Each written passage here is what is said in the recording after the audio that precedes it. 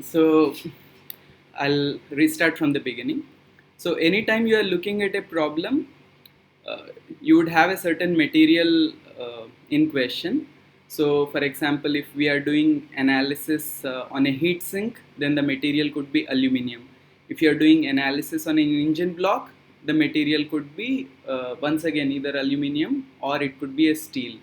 So the material in question has got certain properties, and we refer to these properties as material properties or material parameters. Now, there are some parameters or some variables which you would like to determine within the domain of analysis. Once again, for the heat sink, the volume of the heat sink would be the domain of interest. For the engine block, the volume of the engine block would be the domain of analysis. Now, within the domain of analysis, depending on what kind of analysis you are conducting. So for example, if you are conducting thermal analysis, then you are going to have temperature and heat flux as the variables of interest. If you are looking at solid mechanics, then forces, displacement, stress, strain are going to be variables of interest. Now, if you are doing fluid mechanics, then temperature and velocity are going to be variables of interest. Now, the first concept which I covered is on the types of variables that you deal with. So I had said that the variables that you are dealing with, they could either be scalars, vectors, or tensors of higher rank. So the most common higher order tensor you deal with are the second order tensors. So stress and strain are second order tensors. So I had started with this that the variables of interest can be tensors of different rank. Now, tensors of different rank, and then I had talked about the properties of these different kinds of tensors. So what are all the properties that I had talked about? So if you are dealing with a tensor of rank p, I had said that if you are dealing with a tensor of rank p, I had said that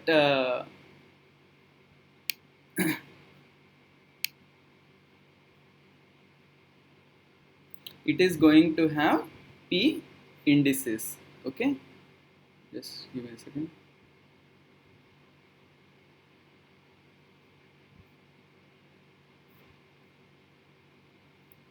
Right, so I had said that a tensor of rank p has got p indices or p subscripts, and each subscript can take values of 1, 2 or 3 when you're doing three-dimensional analysis. So total number of components for a tensor of rank p is going to be 3 into 3 into 3 p times, or it is going to be equal to 3 to the power of p. So consequently, if you take, for example, scalars, which are tensors of rank 0, so quantities like density, temperature, potential, then they have just a single value associated with them. If you take quantities like velocity, displacement, acceleration, force, heat flux, these are all tensors of rank 1. Tensors of rank 1 are also called vectors, and these have 3 to the power of 1, which is equal to 3 components. If you take stress, strain, these are tensors of rank 2, and they have got 9 components. Okay, so that way, so once you know what kind of a quantity that you are dealing with, uh, once you know that, then you know what are the number of unknowns that that particular quantity would have at any given point. And I had also said that when you are dealing with vectors, the components of a vector, we write them in matrix form in this manner, as for example for velocity v1, v2, v3, or vx, vy, vz. The coordinate systems, we are either going to work with x1, x2, x3 or xyz, and depending on what notation we use for coordinate systems, the components are written accordingly. So if you are using x1, x2, x3 coordinate systems, then the components would be v1, v2, v3. If you are using xyz coordinate system, then the components would be vx, vy, vz. Now this is how we write for a vector, and if you go to a second order tensor, then the components are written in this particular manner, in this particular manner as a 3 by 3 matrix. Okay, then in the vector form, if you take a tensor of rank 1 or vector, so let's say you are looking at displacement vector u, then in terms of its components it is written as u1 e1 plus u2 e2 plus u3 e3, where e1 e2 e3 are unit vectors along x1 x2 and x3, and stress is written in terms of some dyadic product or tensor product as sigma I summation, double summation sigma ij ei dyadic ej, where dyadic is a tensor product and it has the following properties.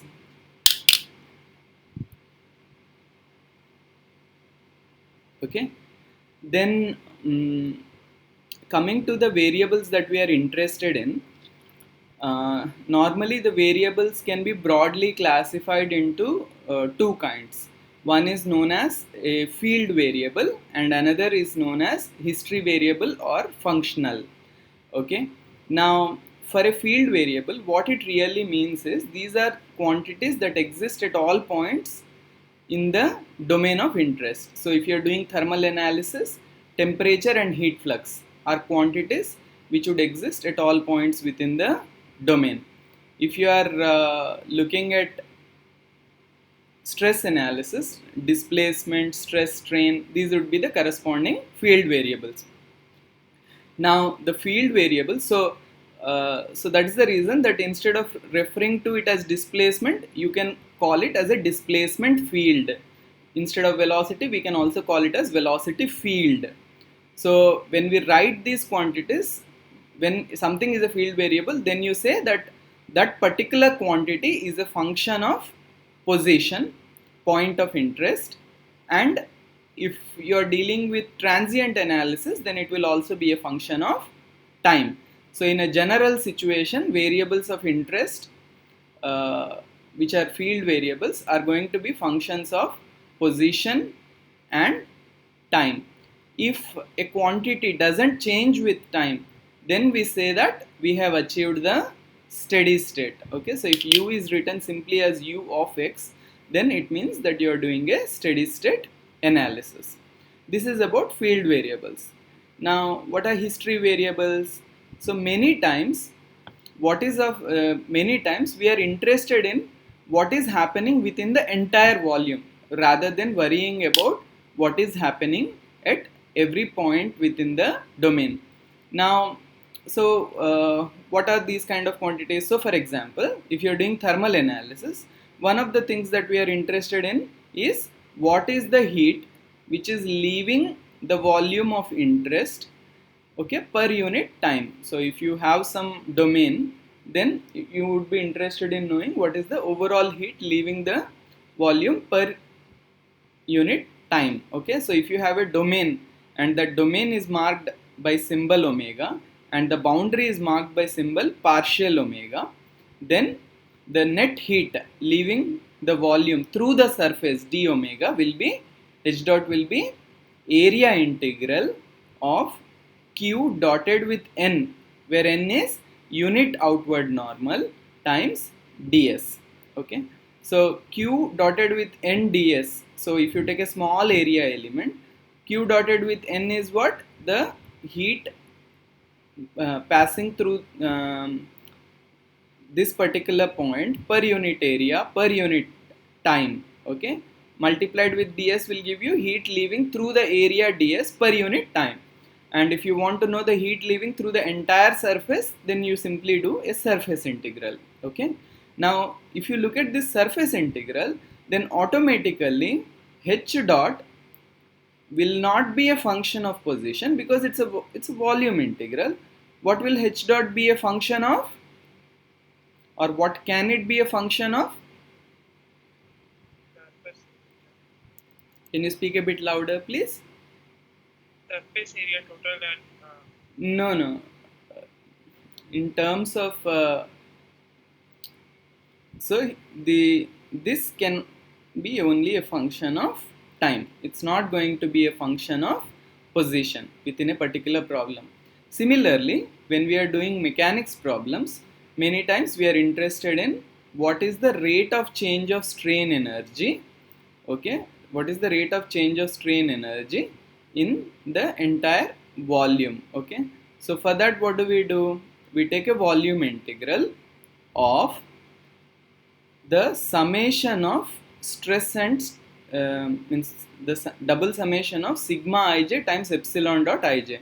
So what sigma ij times epsilon dot ij summation gives you is, it tells you what is the rate of change of strain energy per unit volume per unit time. So volume integral tells you what is the overall change in strain energy per unit time. Okay, so these kind of quantities, like once again w dot, okay, w dot will only be a function of time. Okay, so history variables do not depend on position, history variables depend on time, and these kind of integrals are also referred to as functionals.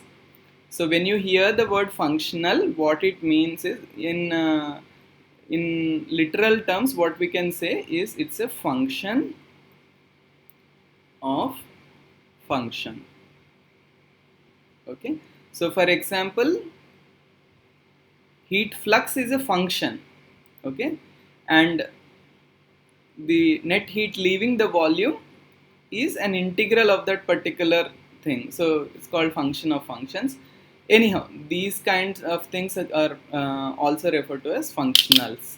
Okay, so this is what we have covered in the last class. Now today I am going to introduce a few more mathematical few more aspects in mathematics can go on to before we can go on to variational methods and FEM. Okay, so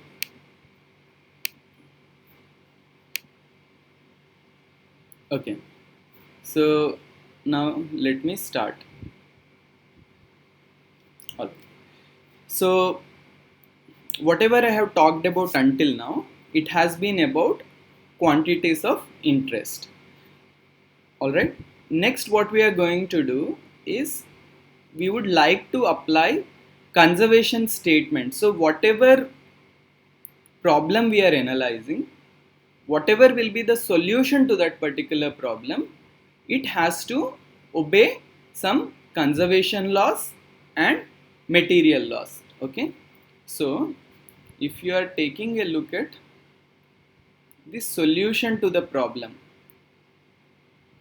okay, so solution means, so for example, if you are looking at thermal analysis, okay, so what would be the solution to the problem? temperature.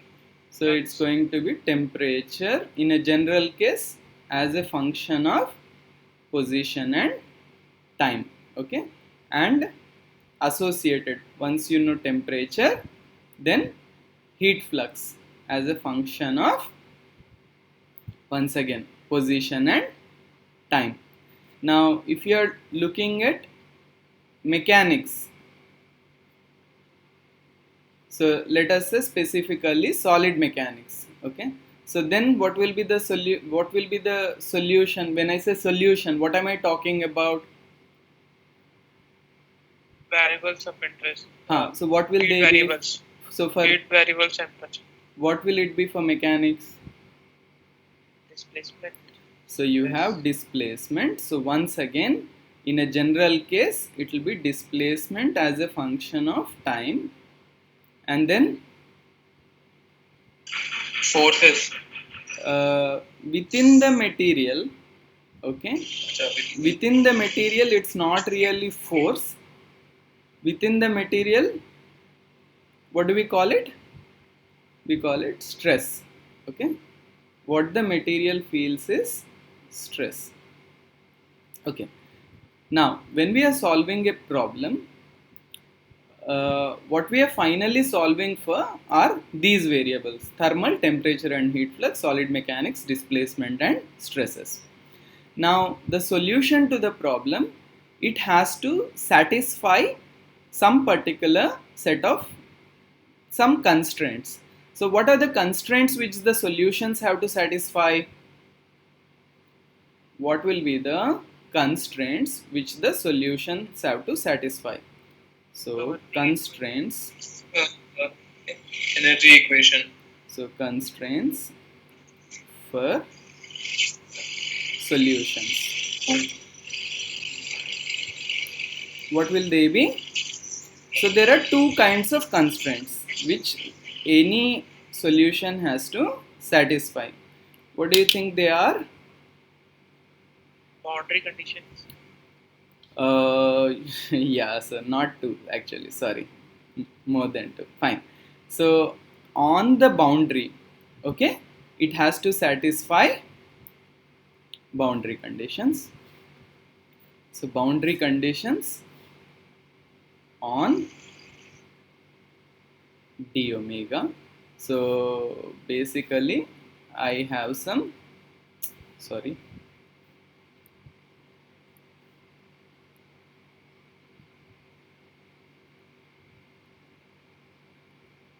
so I have some volume of interest and this has a boundary d omega. Okay, this notation I will use consistently, that the volume of interest I'll call it as omega, the boundary for that particular volume, the closed boundary for that particular volume, I'll call it as d omega. Okay, so fine. So boundary conditions, so whatever is the solution I'm coming up with, it has to satisfy the boundary conditions on the boundary. Okay, so if I'm imposing temperature on the boundary, then the solution that I get on the boundary, the temperature must match with whatever I am imposing. Similarly in mechanics, if I am imposing displacements on the boundary, then okay, the solution must have the same set of displacements on the boundary as corresponding to boundary condition. Fine, that's one thing. What else? Material models, material properties. That is not a part of the solution. So for example, if I'm dealing with steel and thermal analysis, steel has got some density, thermal conductivity, specific heat, but these have got nothing to do with the means that what constraints will they impose directly on the temperature or the heat flux? They come in indirectly, not directly. What is the constraint statement? Initial conditions. Fine. So Initial conditions. so that's a part of this. So fine, so boundary conditions you have, and then uh, so one second, so boundary conditions on d omega, initial condition. Where is the initial condition? Where should it be satisfied? At time t is equal to 0. Where should it be satisfied? Where? Location? Throughout the domain that Okay, t so is equal to 0. throughout the domain. So initial condition in omega, fine. I said initial condition, so whatever is the time for initial condition, it has to be satisfied there. What else? What other constraints must the solution satisfy? Governing basic governing equations. Energy, mass, Let us talk about so okay, governing equations are different from, so first one of the things they have to satisfy is conservation laws. Okay, so name some conservation laws which are, what is the relevant conservation law for thermal analysis? energy. energy balance. What is the relevant conservation law for let's say solid mechanics? Mass conservation. Mass conservation you don't really worry in solid mechanics. So Force. so what do we call force conservation? What is it called?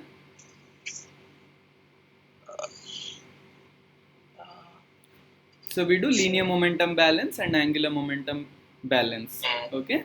So fine. So you have conservation laws. So then what else? But conservation law tells you nothing about the material, right? So if you are talking about linear momentum balance, well, the statement as such doesn't say anything about the material. So what is the other thing? So for example, there are two variables, right? I said that the unknowns come in conjugate pairs. There are associated quantities. So you have temperature field and heat flux field. Can they be totally independent of one another? Similarly, displacement field and stress field, are they independent of one another, these variables? No. So how are they related? By material properties. Again, please be careful about your statements. So thermal conductivity doesn't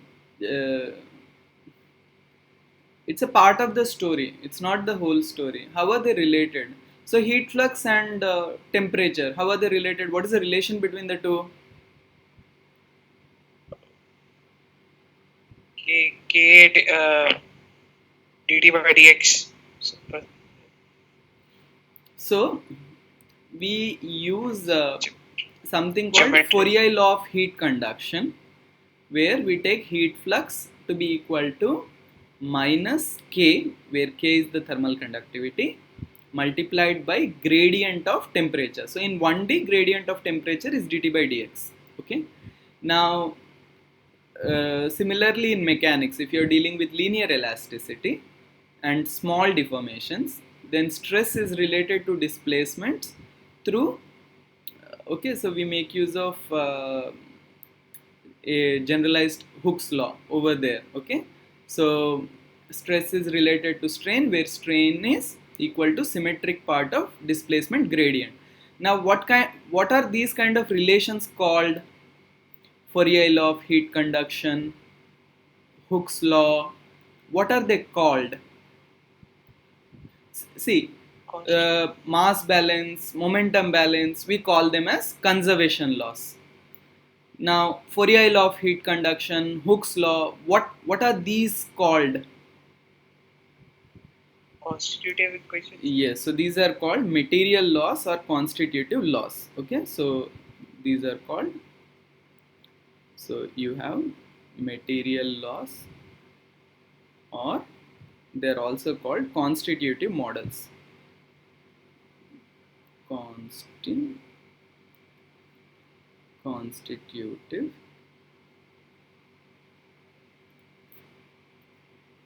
models. Okay, so over here for conservation law, what are all the things I had said? So you have energy balance, momentum balance,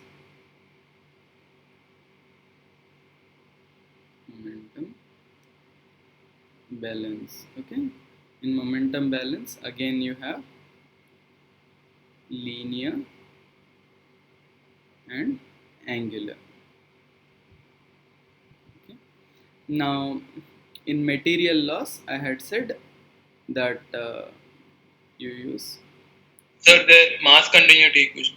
Fine. I'm just giving you example. I'm not listing out the whole thing, but yeah, I'll write that one also down. Okay, so Hooke's law.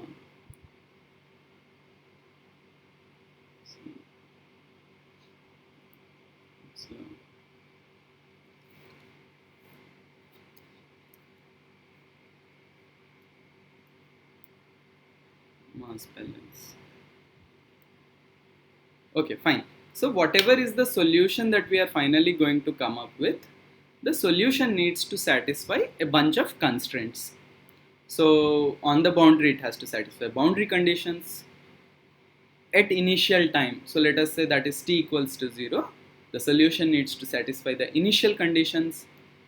Then the then you have to satisfy the conservation laws, and the associated variables also need to satisfy the material laws. Okay. Now for this you need to learn a little bit of maths now. So if you take the constitutive models, so what do you have? The heat flux is related to the gradient of temperature. Okay. So for that I'll have to introduce something called a gradient operator. Now for conservation laws, so if you take energy balance for example, what is the energy balance statement in words? Anyone? What is the energy balance statement in words? Energy cannot. Loud and clear, please. Total energy of a system is That's not a that's a too generic statement. I need something which can be used.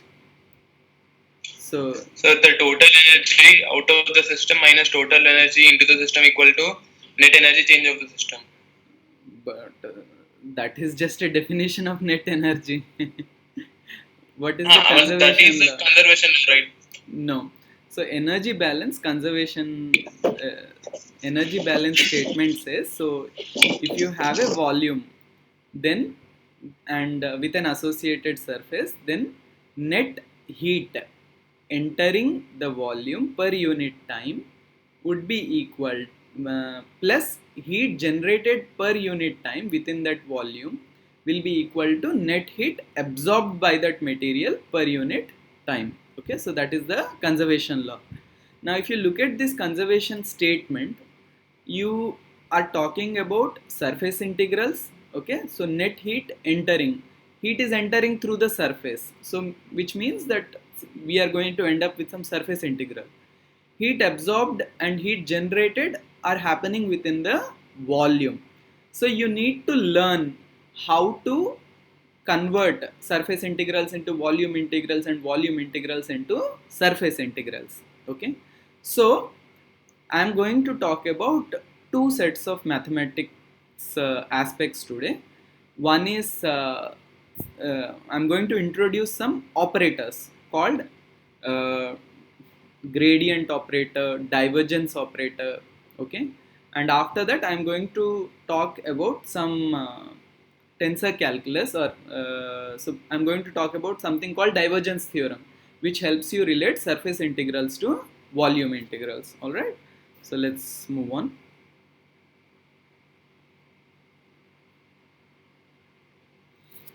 Okay, let me save this.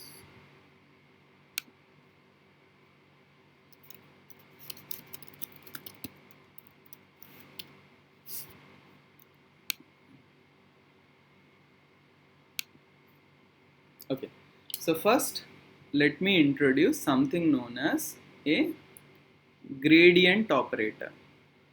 Okay, gradient operator. All right, now first the notation. So the gradient operator will be denoted by a symbol. We call this as del. Okay, we refer to this particular symbol as del. Okay, now gradient is a tensor operator. Okay, so it means notation wise we write it like this. Now how is it defined? It is defined as, so if the gradient is going to act on some particular quantity, so you have something within the bracket. That something could be anything. It could be a scalar, it could be a vector, it could be a higher order tensor. Okay, so you could be looking at gradient of temperature, you could be looking at gradient of displacement, you could be looking at gradient of stress, anything. First we will talk about the mathematical properties and notation, and then I am going to teach you about the physical insight into this operator. So it is defined as equal to d by dx1 of whatever quantity you have times E1 plus d by dx2 of whatever you have times E2 plus d by dx3 of whatever it is acting on multiplied by E3, which can also be written as summation of I going from 1 to 3 of d by dxi of it's acting on whatever quantity times ei. Okay, so this is the notation. Now automatically you can use this particular notation, and you can see what it will do when it is going to act on a scalar, vector and a tensor. Okay, so first let us look at gradient of a scalar. So for example, once again, if you go to Fourier law of heat conduction, we would be relating, what do we do in Fourier law of heat conduction? We say heat flux at any point will be equal to, what is it? Minus k del t. Minus k del T, okay, or minus k gradient of temperature. Okay, again we'll come to physical thing in a bit. First let us look at the math part of things. Okay, so now if I am going to look at, okay, gradient of a scalar. Okay, so what will it be? So if I am looking at gradient of temperature, so what will it be? Anyone, what will it be? Del dt dx dt E1 dx1.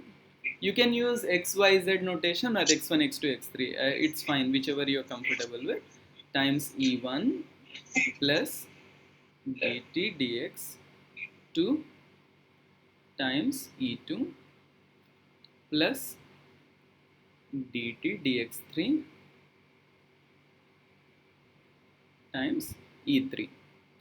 Now what kind of a quantity was temperature, scalar, vector, second order tensor? What was it? scalar So temperature was a scalar, but what kind of a quantity is gradient of temperature? vector. It's a vector. Okay, okay, fine. Now next let us look at what it will do to a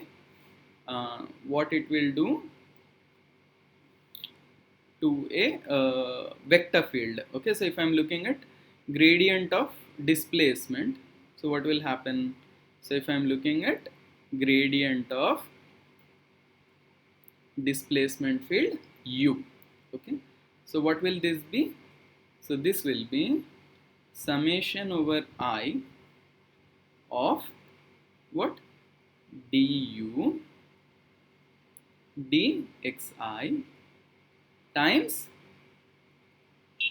ei. Okay, but then what is u itself in terms of its components? How can I write u? I can write it as summation over I times d by dxi times summation over j of u, sorry, summation over j of uj times ej. I have to use a different index, okay, times ei. Okay, so which is what? So it will become double summation I and j times what? duj. See, u does not depend on, sorry, ei, ej do not depend on x, so I can get it out of the derivative, okay, and summation also can come out, so you get duj dxi times ej, okay, ej, it's a vector product, actually I can write it as diad ei, okay. Now these are basically dummy indices, means I and j, I could have used any notation, okay, I could have used pq, or instead of I could have called it j, instead of j I could have called it I could have used any notation. So what I will do is I will just replace this particular order, and I can write this as, I will replace I with j and j with I, so again it will then become dui dxj into ei dyadic ej, okay.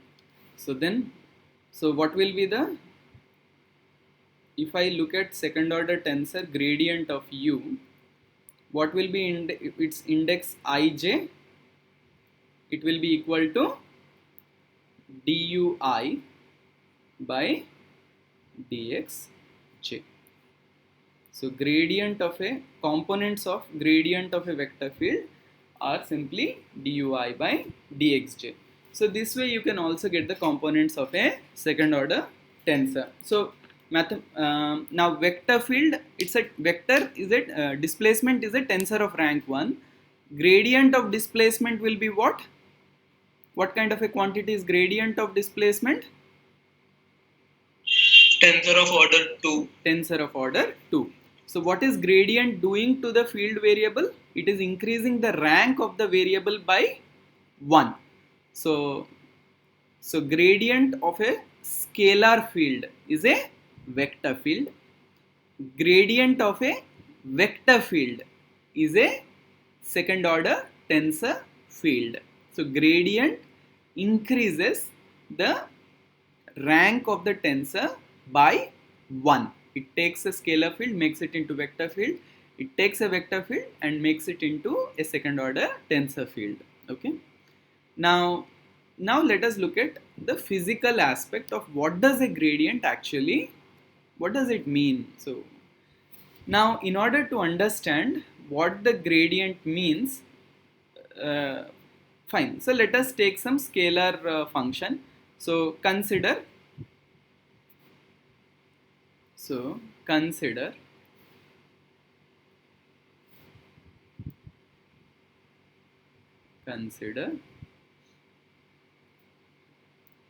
t, which is a function of position x, okay. So what does it mean? So if I have a domain, if I take some point, any point p, okay, then this point p has got, means the position vector of this point is x. So temperature is a function of position, okay. Now if I take 2 points, so one is p and another is p dash, and let us say the distance from here to here, this particular distance is going to be represented by d small x. So in this particular schematic I am showing that these points are a little apart, but in reality what I want to consider is 2 points which are very close to one another, that the distance between them can be represented as d x, or it is an infinitesimal line element, okay. Now what am I interested in? I am interested in knowing what is t at point p dash minus t at point p, which is the same as saying what is t at x plus dx minus t at point x. I'm interested in knowing how the temperature is changing as I go from x to x plus dx. Okay. Now what will this be equal to? If t, let us say that t is differentiable, it is varying smoothly within the domain and you can differentiate it at any point. Okay, then how can I write t at x plus dx in terms of t at x? Taylor series. So I can use a Taylor series expansion, and what will this be equal to? T of x plus del t del x So into this will dx be equal plus to, x plus del. so what will it be? So it will be equal to dt dx times ex plus dt dy. So using chain rule, sorry, dt dx times dx times dt dy times dy plus dt dz times dz. But what is this actually? Where do you see these things? dt dx, dt dy, dt dz. Gradient. So this is nothing but gradient of temperature dotted with what? Dx. Dotted with dx. Because what is dx, by the way? So this will be the case. This will be the case. What is dx? The infinitesimal change in the position vector. Yeah. So what? How do I write this? So dx is actually defined as dx into ex plus dot dot dot. Okay, so plus dy into ey plus dz into ez.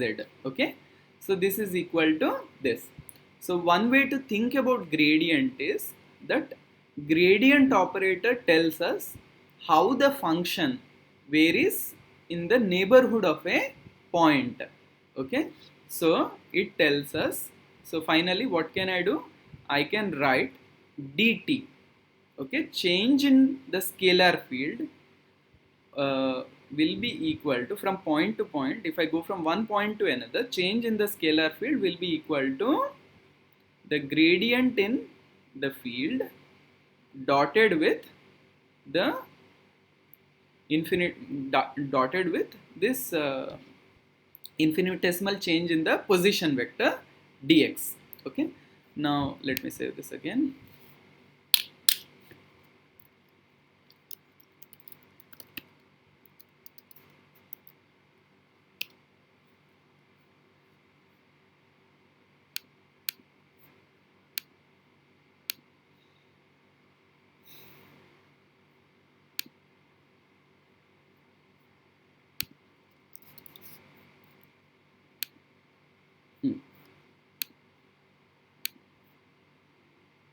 Okay, next. So what did we get? We got dt is actually equal to gradient of the scalar field dotted with the change in the position vector, right? Now let us say I am looking at contour plots for the temperature field. What are contour plots? So if I am drawing contour plot, so if I say this, that this is a contour.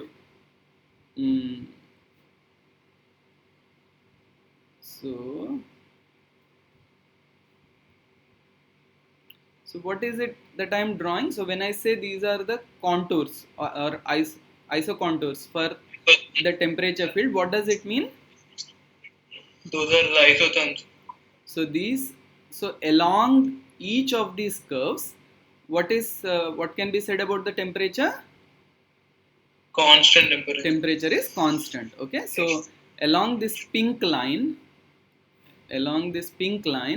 the temperature is constant. Similarly, along this blue curve, closed blue curve, the temperature is constant. Along the light blue curve, the temperature is constant. Okay, it's means it is constant, but the values are different. Okay, so here, so T equals to, let's say, T1.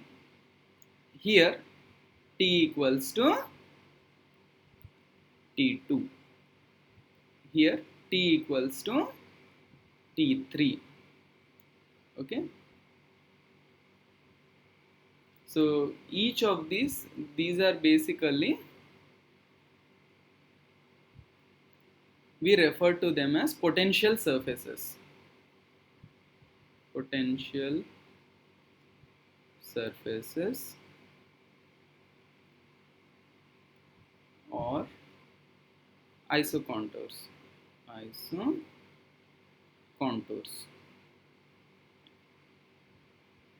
Okay, so let us say you have these isocontours. Now I'm going to talk about something through which you can get a intuition into what gradient actually means. Let us say I am considering some point. P on this isotherm. Okay. Now I am going to estimate gradient of temperature at this particular point. Now the question is, what will be the gradient of temperature? What kind of a quantity is it? Vector. It's a vector, right? Now for a vector, what properties does a vector have? Magnitude and direction. It has a magnitude and first order tensor, 3 components. Right, it has 3 components, but essentially a vector is defined by its magnitude and direction. Those are its unique properties. Now, so here we would like to know about the direction of gradient of temperature. Okay. Now, if I consider a point P dash, okay, if I consider, so this is P, let me use another color. So let us say this is P dash. Okay. Now, what is, and let us say from here to here is d small x. Okay. Now, if P and P dash lie on the potential surface or on the isocontour surface, then what will be dt? 0. Dt should be equal to 0. Why? Because the temperature is same at both points. Because for all points on an isocontour, the temperature is the same. So we are saying the pink curve is defined by T equals to T1. So temperature at P is T1 and temperature at P dash is also equal to T1. So the change in temperature dt between P and P dash is equal to 0. But what is dt? Dt is equal to the gradient in temperature at point P dotted with dx. Now, if the dot product is 0, then what does that tell you about the gradient to that particular potential surface? It is perpendicular to the surface. So, this gradient Tangent. is perpendicular to dx is tangential to the potential surface. So, gradient should be perpendicular to the potential surface. So, gradient of a scalar field at any point gives you the gradient is going to be perpendicular to, it's going to be perpendicular to the isocontour at that particular point. Now, in the direction of gradient, okay, that is one property of gradient. Can you think of any other property? So what is the direction in which the temperature experiences maximum change? What is the direction perpendicular. in which the temperature does not experience any change? Tangential to potential surface. So tangential to the potential surface, temperature does not experience any change. In which direction would the temperature experience maximum change? Perpendicular to potential surface. Normal direction. Along the gradient of the temperature field. So the gradient of a scalar function tells you about. So this gives the direction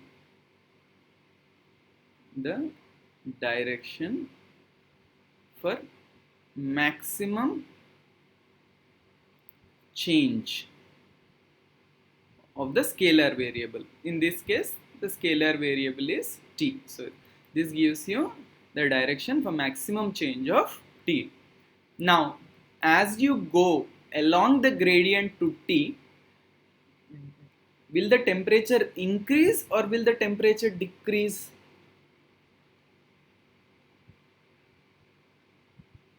If I am That depends on the direction of the gradient. If it is outward, then temperature will increase. No, decrease, sorry. In the direction in which you have drawn on the figure, temperature will decrease. No, it has got nothing to do. When did I say T1 is greater than T2 or T1 is less than T2? Yes, sir, you have drawn that normal, right? Yes. Del T. Through that you can say as to what is the relation between T1 and T2. But my question is, if you move along the gradient direction, will the temperature increase or decrease? That's the question. See, here That depends on the value of the gradient. If it is positive, then temperature no. There is no positive or negative. It's a vector. It has a magnitude, it has a gradient, direction. gradient direction. Okay. Yes. So, see, if I consider a P dash, which is here, I am moving along the gradient direction. I am interested in T at P dash minus T at P. The question is, will it increase or decrease? If I am moving along the gradient direction, will the temperature increase or decrease? So is this greater than 0 or less than 0?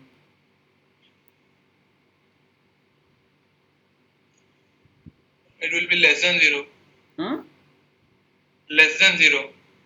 No, it will be greater than 0 because once I take my P dash over there, what is my dt dash direction?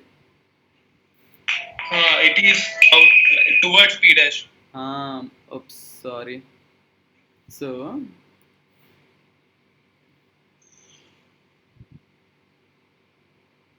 yes, sir. That means the energy is flowing from higher temperature to lower temperature, right? Energy flux. Don't worry about Pavan, don't worry about which temperature is high and all that. The point is that this is equal to what? Gradient in temperature dotted with dx, correct? Now dx is what? Position vector for P dash minus position vector for P. So what will be the direction of P dash? Dx, it is this. So in this particular case, this is my dx, right? So dx and gradient of T are in the same direction. So now what can you say? So this should be positive. This should be strictly positive. This has to be greater than 0. So if you move in the direction of gradient, then what will happen to the function value? Will increase. The function value should increase. Okay. So if you want to minimize a function, then what would you do? Move in the opposite direction. You would move in the opposite direction of the gradient. If you want to find out in which direction it increases, you go along the gradient direction. If you want to know in which direction the function value will decrease, then you will move opposite to the gradient direction. Okay. So what are the three properties that I have told you for the gradient operator, for gradient of a scalar field?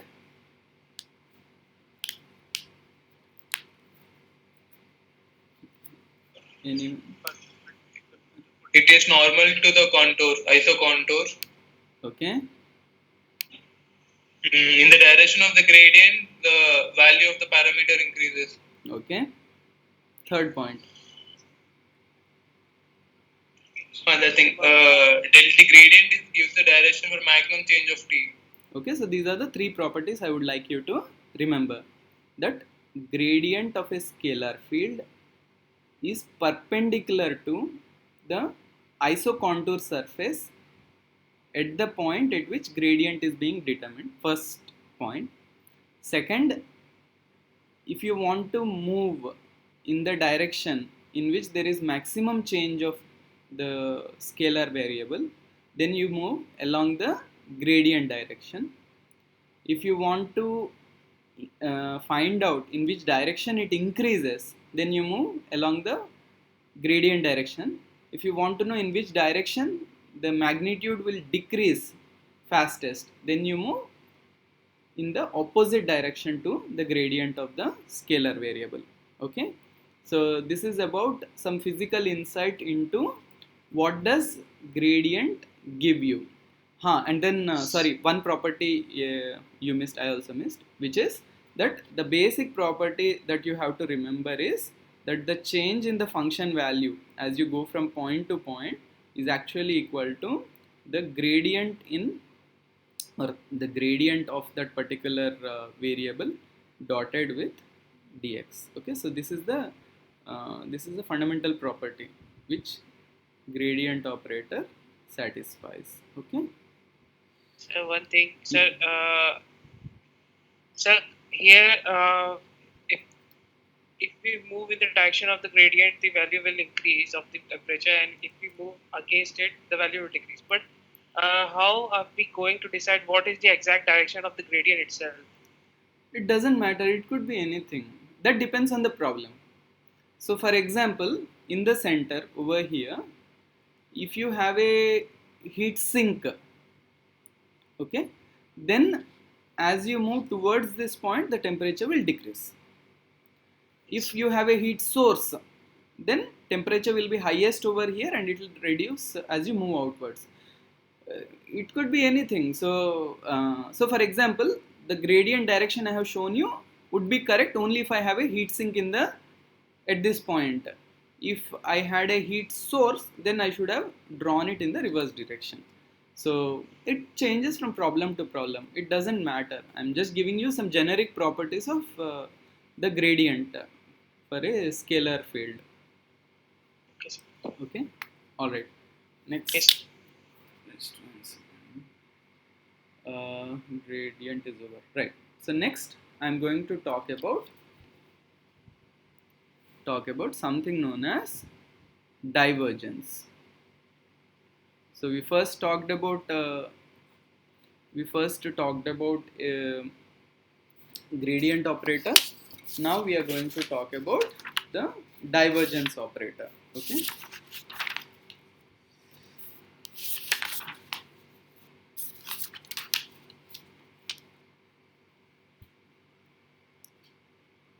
Okay.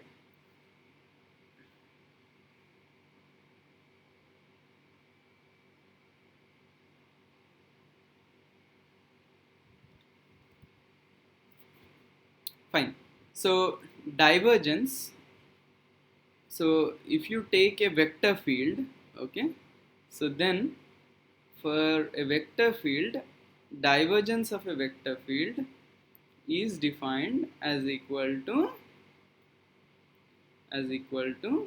dq1 by dx1 plus dq2 by dx2 plus dq3 by dx3. Now, okay, so heat flux is a vector field, and divergence of the vector field, what kind of a quantity is this? This one is a, what is this? Scalar, vector, second order tensor. What kind of a field is it? Scalar. It's a scalar field. Okay, so you don't see any vectors anywhere. So this is a scalar field. Now when you looked at gradient operator, what did you see? You saw that gradient operator increases the rank of the quantity by 1. Gradient of a scalar field is a vector field, gradient of a vector field is a second order field, and so on. Divergence reduces the rank of the tensor quantity by 1. So divergence of a vector field is a scalar field. Now if you are looking at hmm,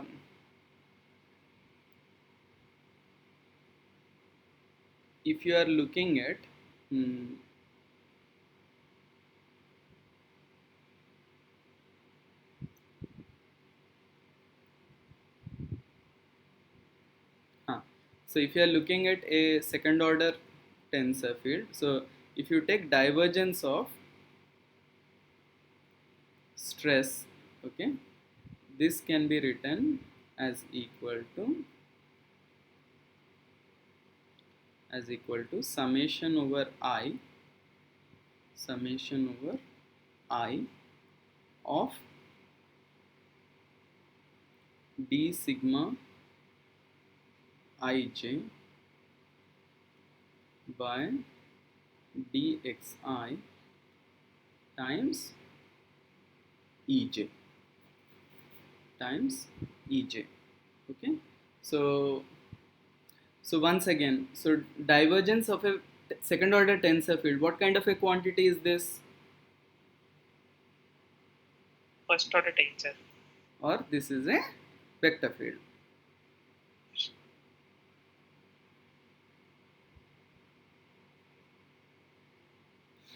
This is a vector field. Now coming to what sort of a property means, how do you physically think about divergence?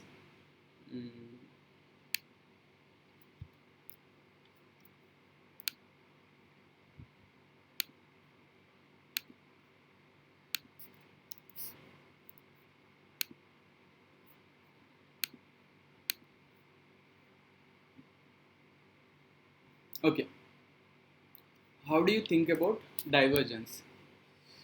Now divergence tells you about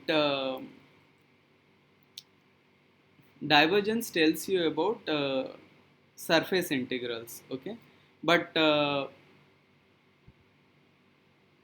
fine. So in order to understand divergence, we need to understand, or we need to know about something known as divergence theorem, okay. Divergence theorem.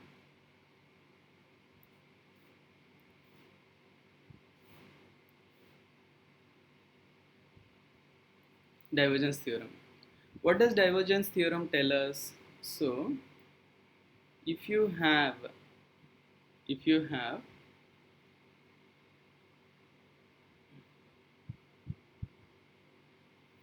if you have a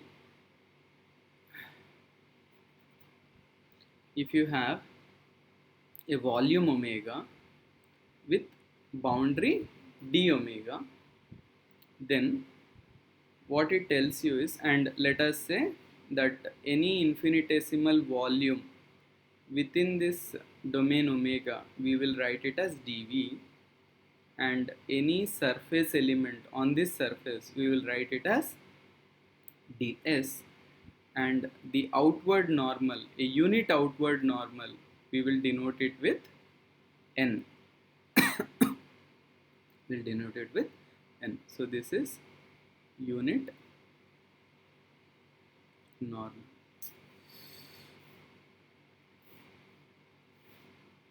Unit normal. Okay. Now what the divergence theorem tells us is, if you are looking at it, it relates volume integrals to surface integrals. So volume integral of divergence of the vector field is equal to surface integral of the unit outward normal dotted with this times ds. Okay, so the LHS over here is a volume integral,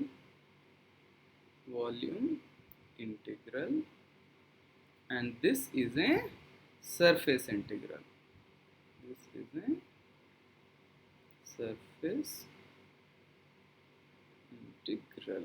Okay, now if I write down the same equation in components, so what do I have? I have volume integral of dqi by dxi summation over I dv is equal to the surface integral of summation over I. This xi is now replaced with ni qi, so this is dot product, remember, times ds. Anytime you have a partial derivative with respect to xi, you can replace that with the unit normal component ni. This is what the divergence theorem tells you. So now if you want to get the physical insight as to what does divergence of a particular variable of a vector field, what does it mean? Okay, so what it means is, so if you apply this particular divergence over a volume, okay, then it tells you, so let us apply it over an infinitesimal volume. Okay, so if I apply it over infinitesimal volume, then what will happen? So if I apply the divergence theorem on an infinitesimal volume, what does the left hand side become? If I am applying it over a very small volume, if it's a very small volume, what approximation can we make about divergence of Q within the volume? Anyone? What approximation can we make about divergence of any field if we are considering very small volume?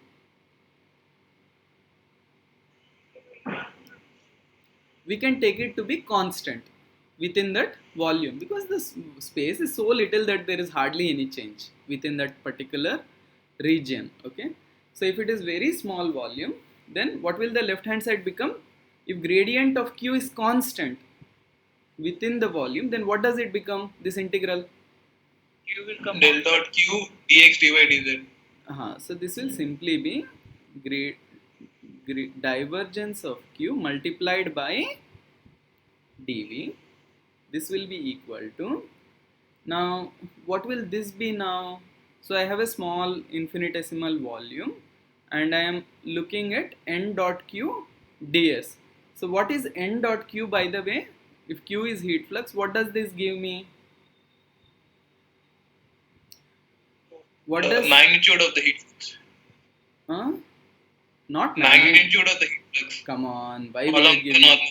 Why will it give you magnitude? Who said Q is along n?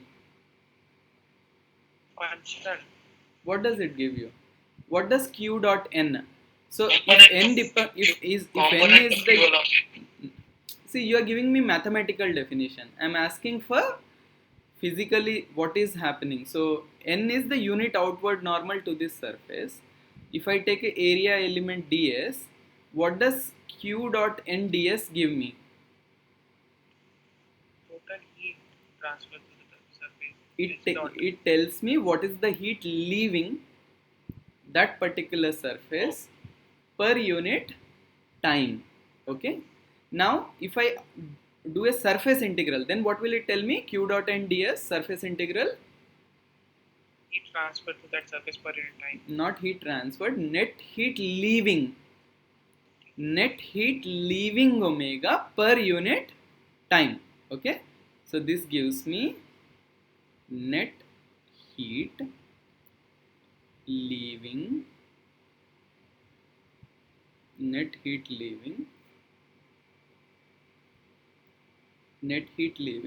the volume per unit per unit time. Okay. Now if I now look at divergence of Q, then what will it tell me? At a given point, if I am looking at divergence of Q, then what will happen? So if I bring this to this side, so then this goes in the denominator, right? This goes in the denominator. So what will the RHS be called then? If you have to describe it in words, what does divergence of Q give you? Heat leaving the volume per unit time per unit volume. Total heat leaving per unit volume per unit time. Total, it will give you net heat leaving per unit volume per unit time. Okay, so that is the physical meaning of divergence. Yeah, so in the case of heat flux, so for different quantities we can figure out what it means. Okay, now if we do this in mechanics, okay, so if I am looking at integral of divergence of stress field, let us say dV, so what will this become? So by the way, divergence of stress is a vector field. Okay, so if I am looking at ith comp or if I am looking at jth component, so what is this? So this is, what was the divergence of sigma? How do we represent it? So this was d sigma ij dxi summation over I dv. What will this be? Equal to,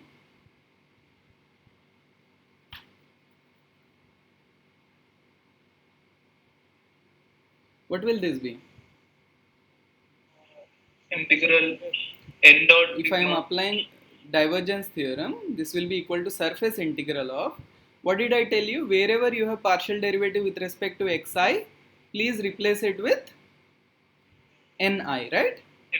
So summation over I ni sigma ij dv. Okay. Now, how many of you have learnt that in mechanics, if you have a surface normal n, okay, n dotted with sigma at this point, what does it give you?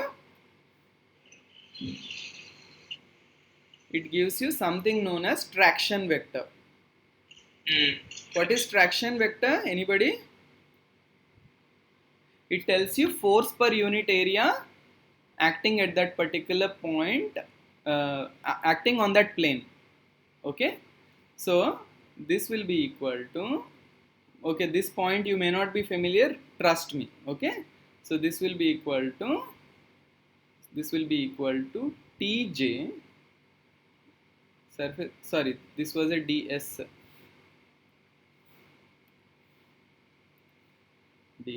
so this will be Tj into ds. So what will this be? So if Tj is force along xj per unit area, then what does surface integral Tj ds tell me? So this will give me net force acting on omega along xj, okay. So if you are doing if you are applying divergence on heat flux over a volume, what will that tell you? That tells you net heat leaving the volume. Okay, if you apply it on stress, it tells you net force acting on the volume. Okay, so divergence, basically when you apply it over a volume, yeah, it tells you about fine, you get it. In thermal analysis, it tells you about net heat leaving. In mechanics, it tells you about the net force acting. Okay. So we have now covered whatever maths is needed to get the governing equations coming from the conservation laws. We are going to derive some governing equations in the next class. So why am I doing all this? I'm doing all this so that you understand the source. Where do the partial differential equations come from? I want you to get a little comfortable with the partial differential equations, and once you do that, then we will figure out as to how to solve those equations. Okay, it comes after that. All right then. So any questions until here? Any questions?